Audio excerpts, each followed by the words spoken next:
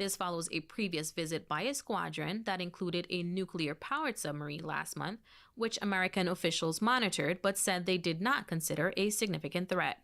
Cuban defense officials hailed the latest arrival as a historical practice and demonstration of friendship and collaboration, though neither government specified its purpose. The warships were greeted with a cannon salute, drawing public attention and allowing visitors on board the training ships. Have those rain boots and umbrellas on hand, as the territory will reportedly begin to see more rain showers starting tomorrow. Returning now to our meteorologist for the territory's weather forecast.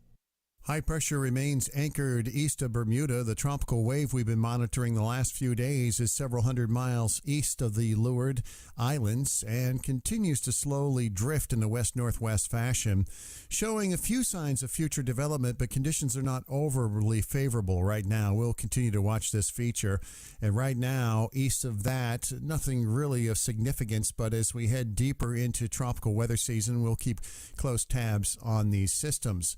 Now, with that approaching tropical wave and some weakness in the upper atmosphere, we will see an increase in shower activity tonight. Showers turn more widespread, lows 79 to 83, easterly winds at 10 to 15, partly sunny at times with a risk of showers tomorrow, 88 to 92. Scattered showers Wednesday night, lows near 80. Showers continue on Thursday with intervals of sun and clouds, 88 to 92. Best chance for rip currents during the day Wednesday will be on St. Croix, but all east and south facing beaches may see rip currents. I'm meteorologist Russ Murley. We are at the end of today's WTJX newsfeed. I'm Marcelina Ventura Douglas. Join me every weekday at 5 p.m. And if you haven't already, be sure to download the WTJX app. If you missed a part of our news, you can listen to it on demand wherever you get your podcasts. Up next is Commissioner's Corner, hosted by Department of Education Commissioner Dr. Dionne Wells-Hedrington.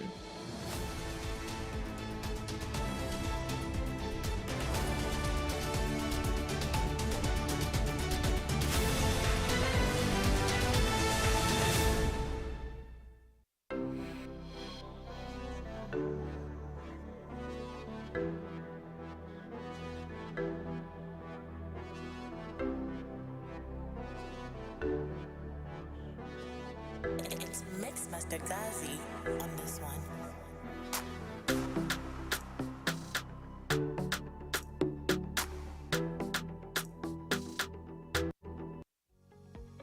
The views and opinions expressed are entirely those of the on-air participants and do not reflect that of the station's board, management, staff, or underwriters.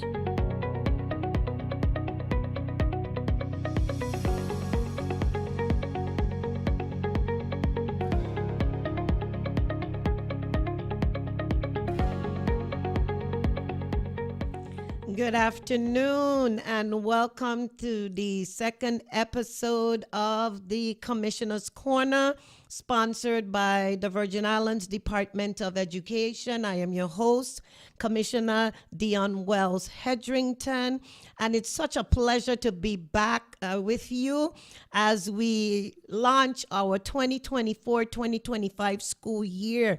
You can catch us every Tuesday at 5:30 p.m. here at WTJX Facebook page and YouTube page, as well as VIDE's Facebook and YouTube page, and 93.1 FM.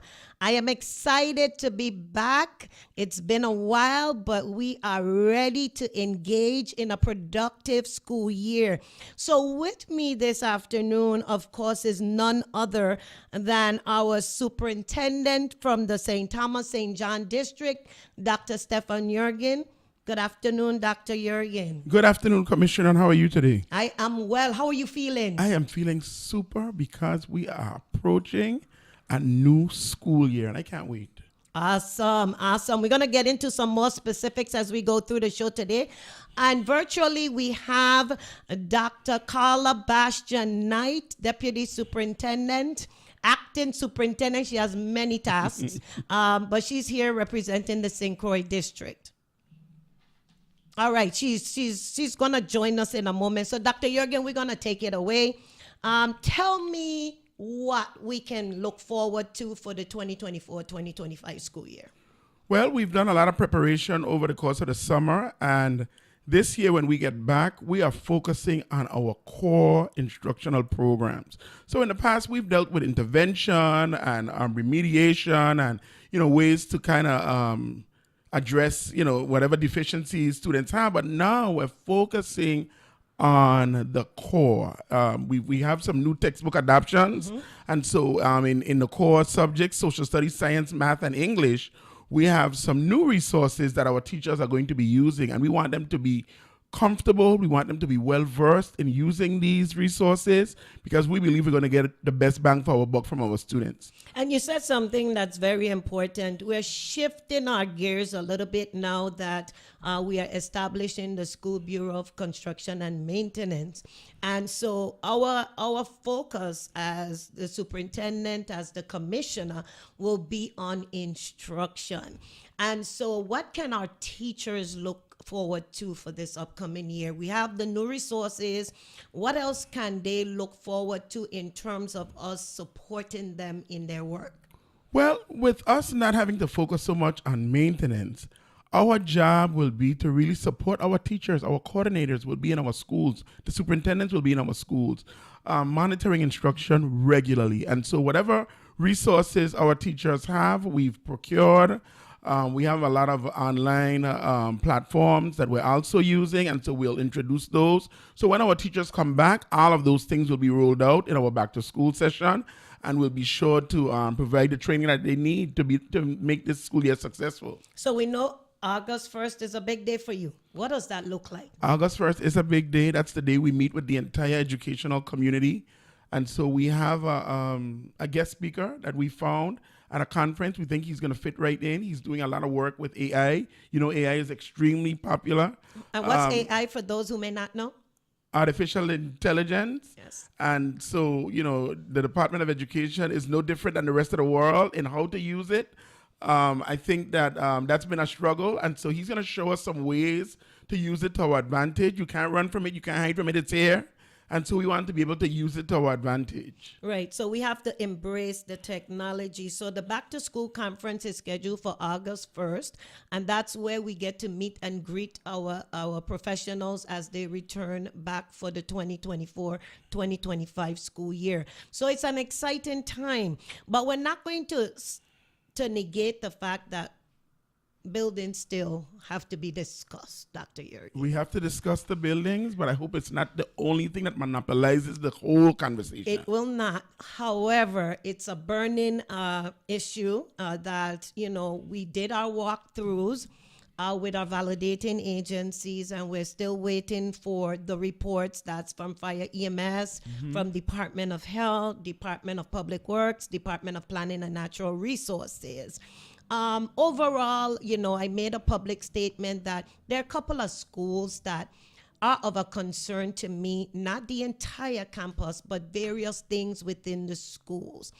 Do you have any updates as the superintendent of those walkthroughs? What did you see? How did you feel? And what do you think we should do next, knowing that maintenance is really year-round? Honestly, I appreciated the walkthrough that we had with the agencies because it gave us a chance to, with blind eyes, walk the campus and see some of the things that we needed to bring immediate attention to address. And so even over the weekend, we've had teams in our schools addressing those issues. One major factor that we have is air conditioning. And it's just hard to keep up with. We could have left school in May and the rooms are fine. And now you're coming back over the summer and you're realizing that all of these ACs are no longer functioning. And so that's always a big deal to us because we have to make sure that we want the environment to be cool. And so the thing I want everyone to know is that maintenance is an ongoing effort. Our schools are old. That doesn't mean that they should just be run down, but we are working to make sure that every learning environment is conducive to having our students in there and learning. And that's very important for the community to understand that we are not turning a blind eye to the fact that we have aged facilities. Maintenance is ongoing. I remember when we visited BCB, And originally, the maintenance director had known about X amount of units in that particular school. But since the administration returned and teachers started coming back in, units that were working when they left are no longer working. So we anticipate that we're going to experience some more of those challenges as individuals are starting to come back into those rooms. But one of the things that I think the community doesn't understand, or why does it take so long for us to start stuff in the summer? And I know that you had several sites that had summer programs. When did your summer programs end? So the last summer program ended last week.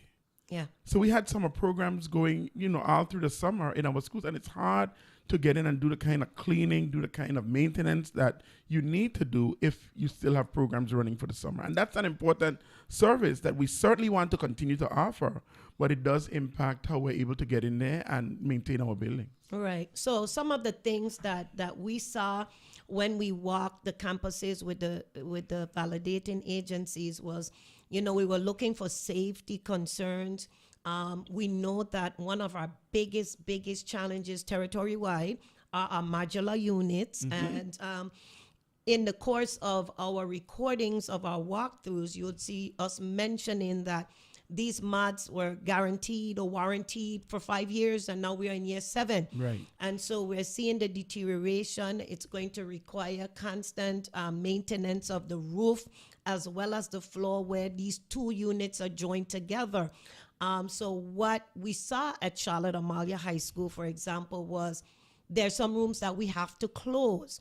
What was one of the solutions that we talked about, Dr. Jürgen, with Principal Petrus, as an alternative for those sites? And let me just say this. Our principals don't play. They advocate for their staff. And so Principal Petrus was definitely involved in the conversations about Charlotte Amalia High School, for example, and her concerns with the mods, and my concern as well, because I don't intend to put anybody employed with the department as well as any of our students in those unsafe or unsanitary conditions. So what is a solution to those rooms that we are going to have to close off temporarily as we do the mold remediation? So one of the big issues that we've had also is when the classrooms are not being used, Right. The mildew and mold sets in. And so that's something that we've seen. And so in some of the classes, we have to do mold remediation. And so the specialist has to come in and we have to really gut the room and then, treat the mold and everything. And so that's a big deal for us. And it's going to take some time. But Principal Petrus, we were able to work out a solution somewhat. Right now, the Rafaela Whitley Skills Center was sharing space with the 9th grade academy, but I'm happy to report that their facility at the Gladys Abraham is now ready. So they can now move into that new facility, and therefore some of the space that they use at the 9th grade academy is going to be available for us to be able to use at the beginning of the year. So it's that kind of flexibility that we have to have. Really just making sure that we get the best use of our space. Right. So some of those modular concerns were also detected at Lockhart Elementary. Right. Well, Lockhart K through 8, and at Ivana Udorican, I believe. Right. Bowski had a few isolated instances. So all of that type of work has to be done on those modulars that have been detected to have unfavorable conditions for our faculty as well as our students. But I will say that work is ongoing, and I do not see a reason why any of our schools can't open on the 5th. Right. So Right. I just wanted to make that clear. So what's happening this week? I believe that some of your schools are welcoming students for orientations. Is that happening, Dr. Jürgen? We are having some parent meetings, orientations, and I know that some of the faculty has already started to gather. Even before the teachers return, some of them have come back to the campus. So that type of activity is happening now in our schools in preparation for when they all come for the first day on the 5th. Okay. So I think that our students are ready. I think that our parents are ready. And so there's several community outcries indicating, that parents need to be more actively involved, that parents need to visit schools before August 5th. we have never stopped parents from coming to any school. Talk about what is available for our parents. You know, as our parents return to school, because they'll return just with the students, nothing is closed off. We're not hiding anything. But again, we don't live in a perfect world, and we recognize whatever issues we have in the department, and we are committed to addressing them, but it takes time. And so parents just have to work with us to be able to address all of the issues, and we will get to them. But it just, again, takes time. Right. And so, we are not saying that parents cannot visit sites. We would never shut the door on any parent. It's important for us to have that partnership as we start this new school year, because we need that commitment and support from our parents. And as everyone has a role, we want our parents to partner with us. Right. But we also want our parents to impart to the students, the importance of staying focused and returning to school with a positive mindset, regardless of what's happening around you with the environment. We want every child to come back to school focused and ready to learn. So I just heard that Dr. Bastian-Knight was able to join us. Good afternoon, Dr. Bastian-Knight. Good afternoon, good evening, everyone. All right. So I'm going to ask you the same question that I asked Dr. Jürgen. How are you feeling about the 2024-2025 school year? I am excited. I'm motivated. There's always something special about the return to a new school year. It's a new opportunity for something new. It's our students progressing to their new grade level, another instructional experience here and a record for our teachers. So I'm motivated. I'm excited. So what's happening on August 2nd in the St. Croix district? So on August 2nd, the St. Croix district will have their back-to-school orientation, meet and greet with their teachers, faculty, staff. All the instructional staff will be at the St. Croix Educational Complex. From 8:30 in the morning, we have a special guest, a seasoned guest speaker that have impacted majority of us leaders over the years, just hearing him speak, his motivational words, and he'll be delivering a message to VIDE and just rekindling their spirit and their passion and reminding them of their purpose, not only for themselves, but for the children of the territory. I don't know if we're revealing who that guest speaker is, or if Dr. Jürgen did it already, but we're definitely ready for August 2nd. We have some treats in store for our faculty and staff team VIDE, and I think it'll be a great day. And of course, they'll transition in the afternoon to the different professional development across the district. All right. So we are excited, as Dr. Bastian indicated, to welcome back our faculty and staff, as well as to welcome back our students and families on August 5th. And so Dr. Bastian-Knight, Dr. Jürgen spoke about the instructional component and, what we are focusing for this upcoming school year. Talk a little bit about what you guys are looking for when we go into schools in terms of instruction. Well, believe it or not, and I think what everybody tend to forget is instruction is actually what we do here at VIDE. We always hear about our buildings being old and not ready, but instruction is actually the heart of what we do. And what we just coming up to close of the school year, we had the opportunity where each school delivered their end-of-year presentations, which highlighted their data sets, which showed their challenges, it showed their successes. So our principals, our leadership teams are coming back with their agenda. They know exactly what they need to target instructional-wise. As a district, as a VIDE, we're providing them with the necessary resources to make sure they're successful from their school-based professional development. We talk about our new ELA adoption that we have going through the process right now, making sure the students have the necessary resources to be successful in their learnings. We have the resources for our teachers, their professional development, their ongoing professional development in the different content areas. We started that last school year. We'll continue that this school year. So we'll look forward to the engagement. We had a lot of teachers who traveled this summer to different professional development conferences on the mainland. So I know they're eager to get back into the classrooms and produce and act on that new gained knowledge and also share that information with their peers. So I think as we traverse the district and enter into our classrooms this school year, we're going to see a lot of new drives and that rekindlement of passion, teaching and learning. It becomes tiring. It is a service, but to teach, you have to actually love teaching.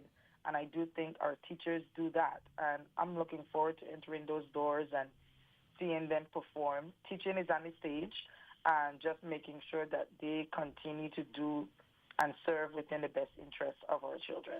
And you said something very, very important. Teaching is the work of the heart. And we don't ever want to take this profession lightly, because what we do is we impact the future of these Virgin Islands. And we impact our children's lives. And so we don't take our jobs lightly. We know the impact. We know the sacrifice. We know the passion that is required for our faculty and staff to deliver on the service that we are committed to providing for these children and our families.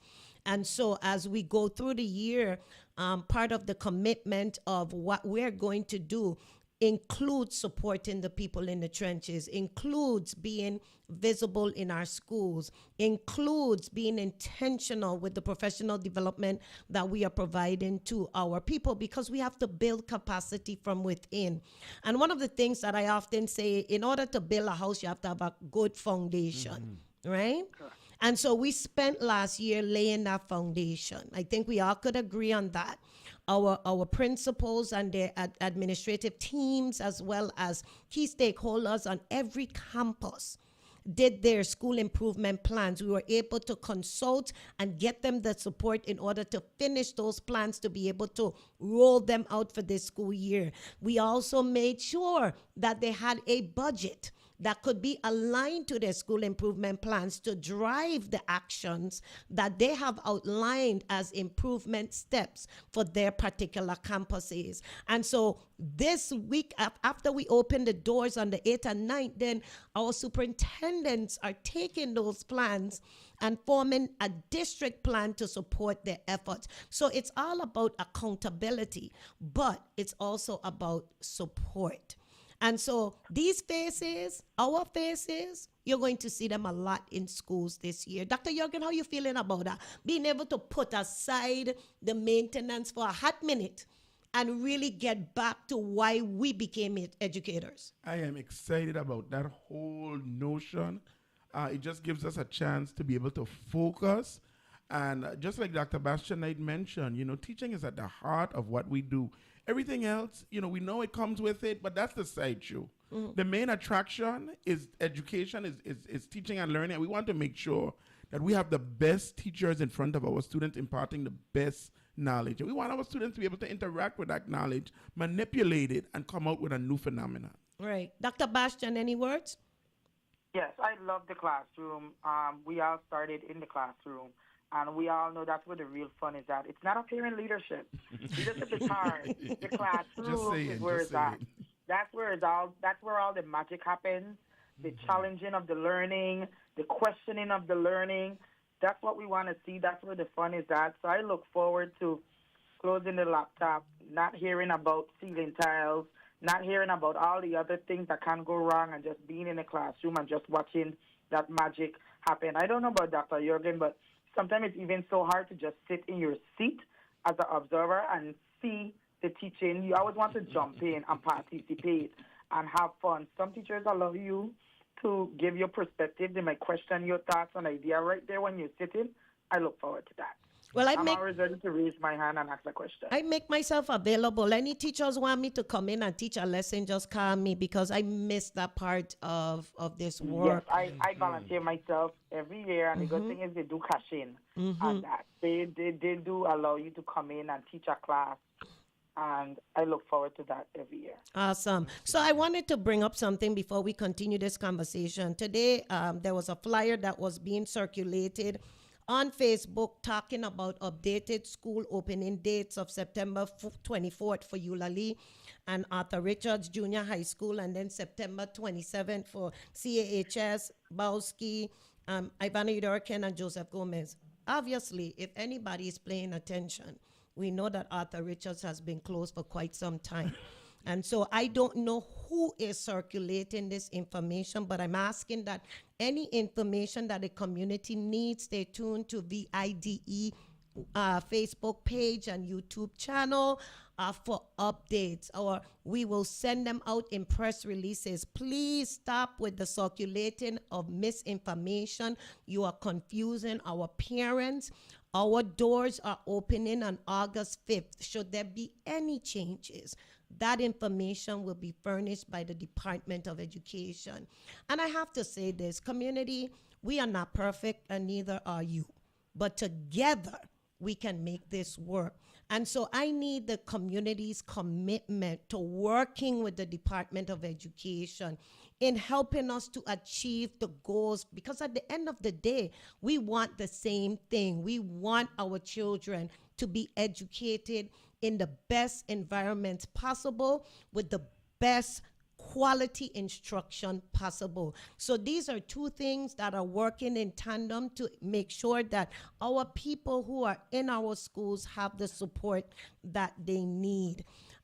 In terms of ongoing maintenance, Dr. Bastian, I know you and I have been in conversation about those schools that keep you up at night. We all have them. But what are your thoughts on what you've seen from our walkthroughs? So yes, I do have two schools that keep me up at night. However, in our meeting this morning that you were part of, we know that progress continues. We have vendors who are working day all throughout the night just to meet that deadline. There are things beyond our control, supply and demand, that kind of set things back on the timeline. Nonetheless, we continue to push through. Shout out to Mr. Milligan, our District Director of Maintenance.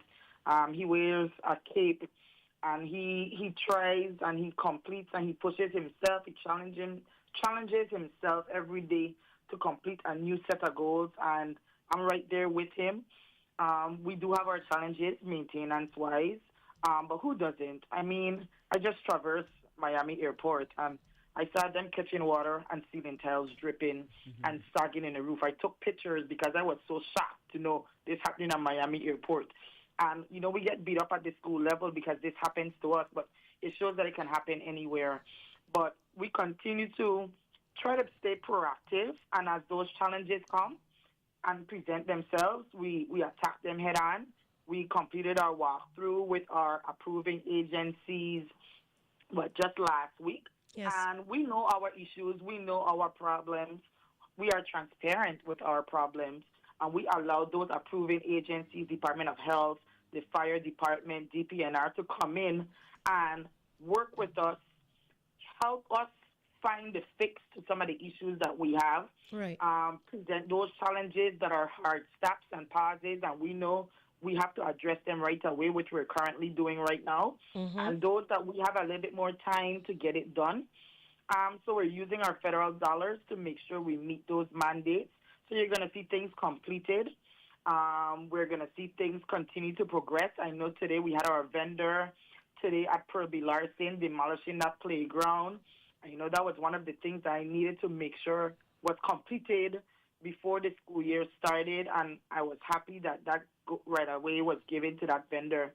And I know that vendor started that work today, so that hazard will be removed from our campus as we open the new school year, and it lays the foundation for all the new that's coming to our campuses, because that will be replaced with a new playground before the start of the 2025 half of the school year. So I'm excited. The challenges are there. It's not a secret. We are transparent with our challenges in our schools, but we are working to address. We have a spreadsheet of all the things that we could say we have completed successfully. And in that same spreadsheet, we have things that we know that are ongoing and that we need assistance with, and we're going to get it done. And I agree. And one of the things that the community can look forward to is the publishing of those a list of activities that have already taken place, that are scheduled to take place, have already started, and the ones for the future, because we believe in being transparent. We're not going to have new schools in old buildings, but you're going to have safe schools and operable schools, environments that are conducive to learning. And so I want to thank the superintendents. You know, this time to go too fast. So y'all will be back again. I want to thank the community for tuning in. Thank you for the reminder that it's not the second episode, it's the second season. And that's what I love about this community, to keep me in check. But thank you for tuning in. See us soon next Tuesday at 5:30 on WTJX platform as well as VIDE. We love you, and we are committed to making sure that we have a successful 2024-2025 school year. Thank you, thank you, thank you, thank you. Dr. Jürgen, anything quick? I just want to thank our principals, our teachers that have been in there doing the work, and I just have an appreciation for our partnering agencies, because they're able to come out and in some cases offer suggestions that's going to help us along the way. So we're looking forward to a wonderful school year. Dr. B, you have 15 seconds. I second everything Dr. Jürgen says. 2024, 2025 will be great, and what's lacking, we're committed to making sure that we do right by it. Yes, See and you accountability is for all of us. So thank you, right. community, and we look forward for a successful and productive school year.